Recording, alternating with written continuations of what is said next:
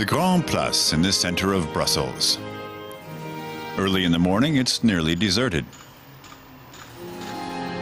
A few early birds are cleaning up the square. But by 7 in the morning, the square slowly comes to life. Jean-Louis van Malda has just driven up in his truck. Coming to the Grand Place is always a thrill. Every day of the week, whatever the weather, the square is always full of surprises. I don't know if you've noticed, but even though it's an enormous square right in the heart of Europe, it's as quiet as a village. There's no place more peaceful than this. The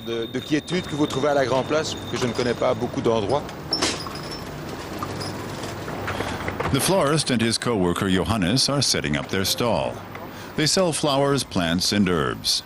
Jean-Louis is the 5th generation of his family to work here at the Grand Place. There's been a market here for 900 years. It was one of the first markets, a big one, a real market square. It used to be mainly fruit and vegetables. When my grandparents ran a stall here, the fruit and vegetable market was in the morning. And when that was over, the florists set up shop. Now Jean-Louis is the only one with a market stand on the Grand Place. His loyal customers rely on his shop, and Jean-Louis relies on them. He sells fruit, vegetables, and especially flowers. In fact, anything green sold at the Grand Place comes from his stand. But flowers are not the only attraction on the square. The exquisite Gothic town hall is here, with its delicate ornamental stone masonry and 96-meter tower.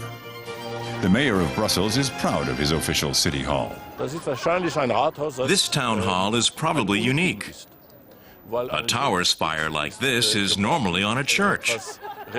But not here, because the middle classes said, we want to be seen.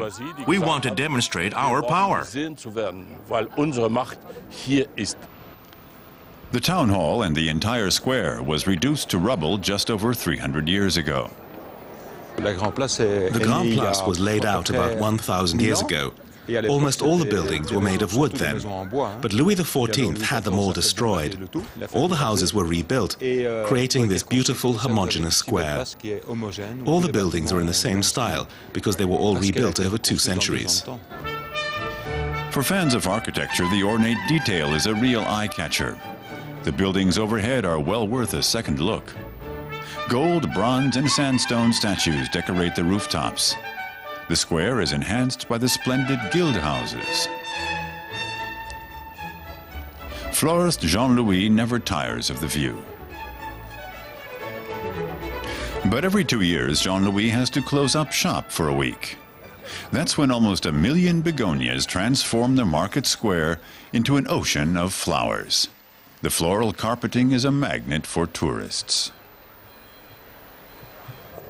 Then the shops that surround the square are filled with Belgian specialties, chocolates, lace, and of course beer in every imaginable variety.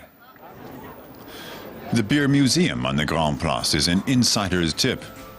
The museum has an exhibit on the history of beer brewing, but the real attraction is the excellent beer on sale at the museum pub. Both connoisseurs and locals come here to have a pint. But Jean-Louis has to remain at his stand. From time to time, a waiter friend brings him a coffee from the neighboring cafe. But then it's time again to tend to his flowers. They're the second love in his life, but the square holds first place. Everywhere in the world, flowers mean beauty, freshness and peace. And the Grand Place is also a symbol of beauty. That's why the two go together so well. At the Grand Square in Brussels, the day is drawing to a close, and Jean-Louis has loaded up the last flowers into his truck, leaving behind one of the most beautiful town squares in Europe.